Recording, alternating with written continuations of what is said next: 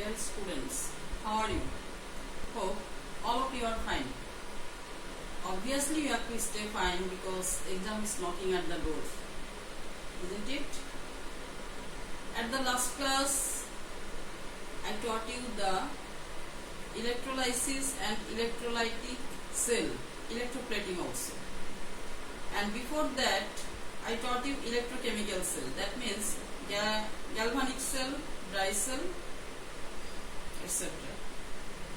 Today I am going to start nuclear reaction.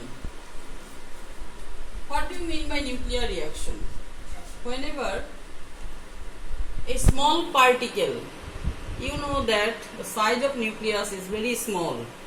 Whenever a small particle, another particle or nucleus, so that changes can occur at the nucleus, it is called nuclear reaction. What type of change can be found? Maybe one nucleus can be converted into two or more than two nucleus, or by combining two or more than two nucleus, a big nucleus can be formed. That means changes can be found in both of the cases. This is called nuclear reaction. There are two types of nuclear reaction. Number one, nuclear fission reaction. Reaction in which heavy nucleus dissociates into small nucleus is nuclear fission reaction. See here, uranium. Uranium is a big nucleus, heavy nucleus. Whenever uranium is struck by another nucleus, that time it can be converted into the nucleus of krypton and barium. That means a big nucleus is breaking down and converted into more than one nucleus, smaller nucleus. This is known as nuclear fission. You know that at the Second World War, a city of Japan named Hiroshima was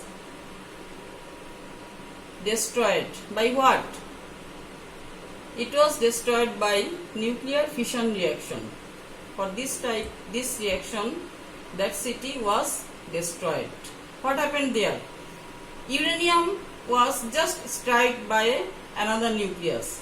By this way, uranium has been converted into two small nucleus, but for this reason Hiroshima was not destroyed. The reason was that at the time of conversion of small nucleus, a huge amount of energy can be produced, which is very much explosive. For the explosive power of this energy, that city has been destroyed. Clear? Okay. Then come to second type, nuclear fusion reaction. Nuclear fusion reaction is such type of reaction wherever two small nucleus are combining together and producing a big nucleus. See, this one is a isotope of hydrogen, and this one is also a isotope of hydrogen. How many isotopes are there of hydrogen? Protium, deuterium, tritium. So, deuterium and tritium are combining together and producing a nucleus of helium. Along with this, a huge amount of energy is produced. Such type of reaction is known as nuclear fusion reaction. For your kind information, see, before reaction, the mass of two hydrogen was 5. And here mass of helium is 4 and mass of one neutron is 1. That means total mass is 5.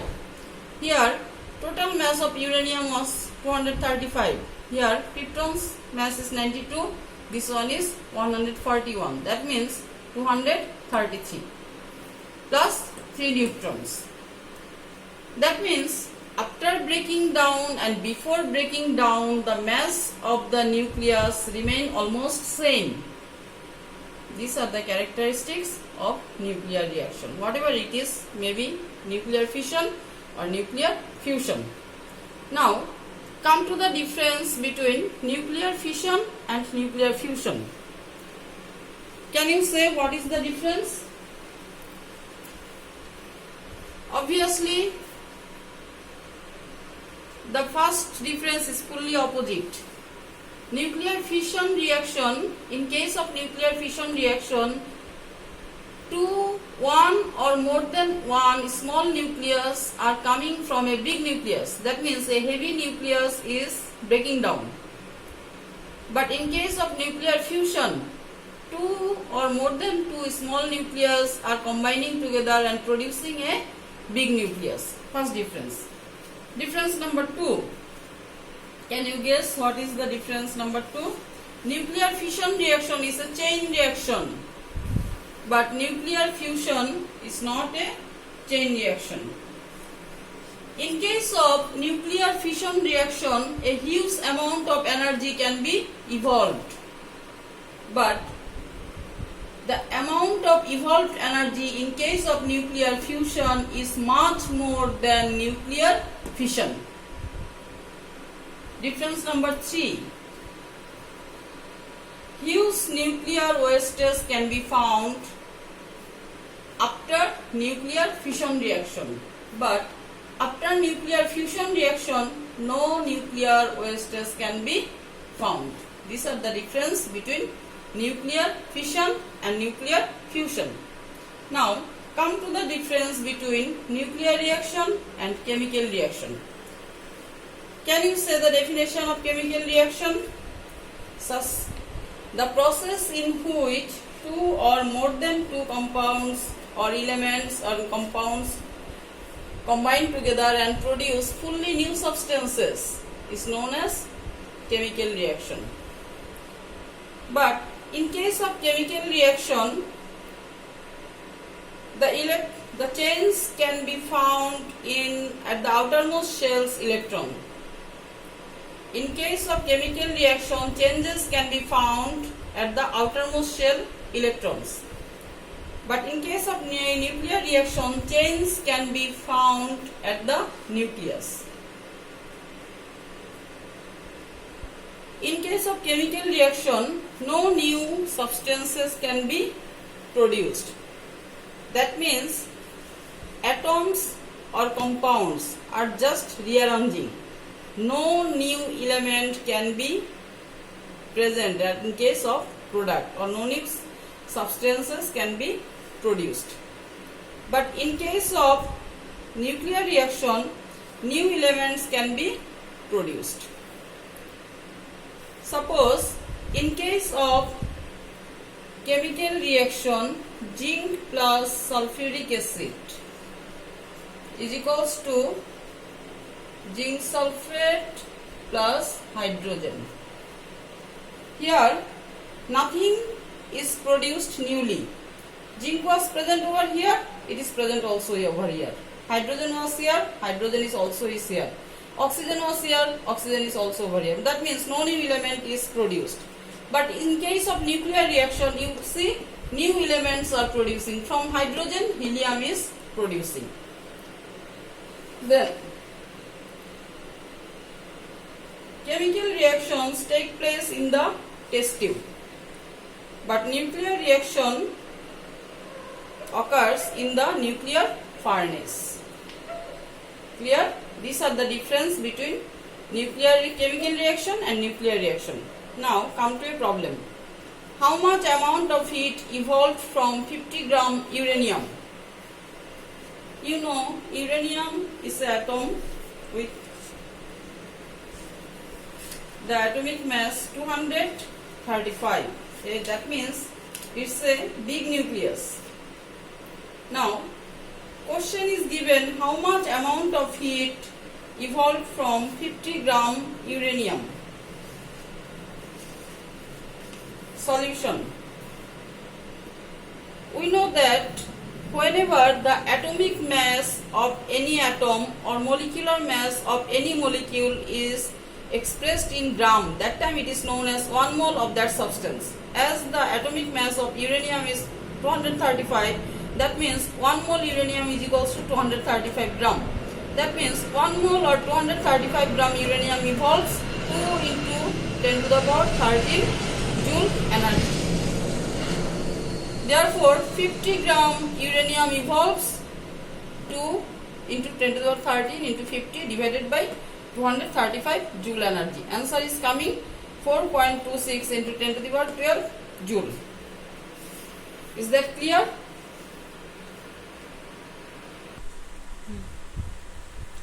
Dear learners, now come to a question. You can get this question as comprehensive question. How much mole methane should be burned to evolve equal energy of 1 mole uranium? Previously, I have shown you the math of uranium. If 1 mole methane is burned, this amount of energy is evolved.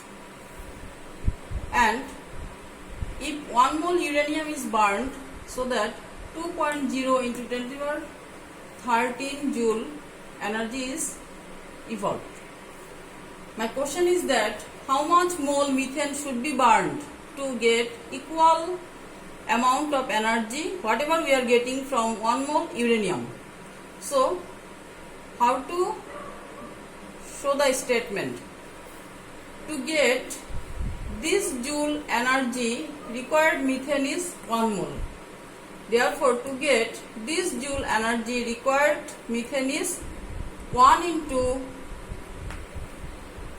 2 into 10 to the power 13 divided by this one mole. That means, what is the answer? 2.2 into 10 to the power 7 mole. So that such type of math you can get. So practice this. Then, now come to a comprehensive question. What is hydrogen fuel cell? Do you have any idea about hydrogen fuel cell? Hydrogen fuel cell is such type of cell where hydrogen is oxidized by oxygen, and by this way chemical energy can be converted into electrical energy. This is known as hydrogen fuel cell. So have you understood what I am saying? Such type of fuel cell where hydrogen is oxidized by oxygen, and by this way chemical energy can be converted into electrical energy. It's known as hydrogen fuel cell. Then next comprehensive question. Pure hydrochloric acid is not electric conductor. Why? What is the formula of hydrochloric acid? HCl. Whenever it is pure, that time it can't conduct electricity. That means pure hydrochloric acid is not electric conductor. What is the reason? Reason is that we know for becoming electrical conductor, cation and anion should be present in a compound. But whenever hydrochloric acid exists in pure form, that time it can exist as molecular state. That means at dry state they exist as molecular state. It can produce any hydrogen ion. That's why pure hydrochloric acid is not electric conductor. That means it can't conduct electricity. Clear? Okay.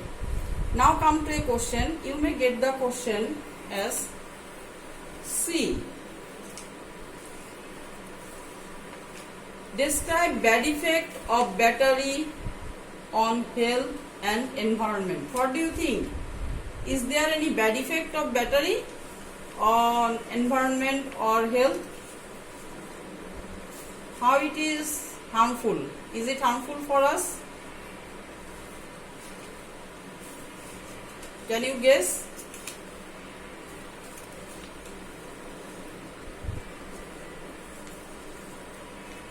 Can you say the name of some of the battery?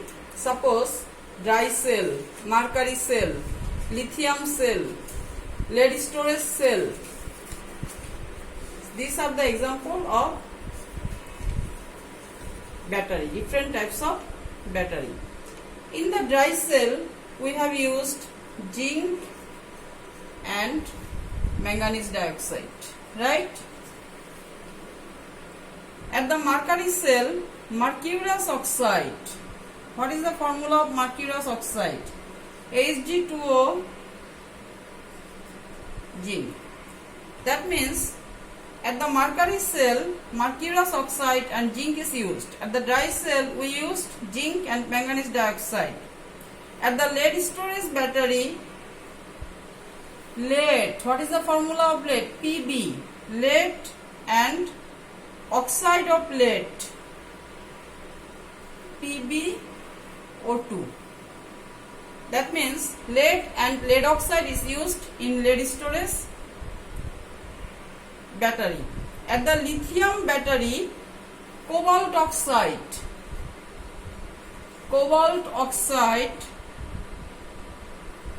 is used. Whatever I said, all of these are metal. Zinc, mercury, cobalt, this or lead, these all are metal and all are heavy metals. These metals and metallic compounds are responsible for cancer and toxicity. Do you know this? Heavy metals and heavy metallic compounds are responsible for cancer and toxicity. Whenever these batteries are used, after using these metallic and metallic compounds, after using this battery, metal and metallic compounds are mixing up with the soil, and from soil and water they join with food chain through plants and aquatic lives. What is happening? After using the battery, the metals and metallic compounds are mixing up with the soil, and from the soil these are joining to with the food chain through what? Plants and aquatic lives. By this way, we are also accepting this, and we are suffering from different types of disease, most of the time cancer. So how can we protect this? If the wastage of battery can be done recycling for using again, so that the bad effect of battery can be avoided and production cost is also decreased. That means recycling is needed. If we recycle the wastage of the battery, so that we can get rid from the harmful effect, and also we can decrease the production cost. Is that clear? Okay.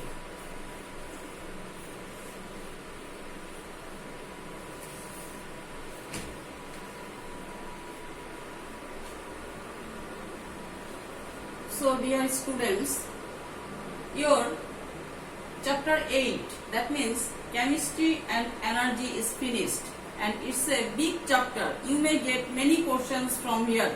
Lots of questions are here. Lots of important questions are here.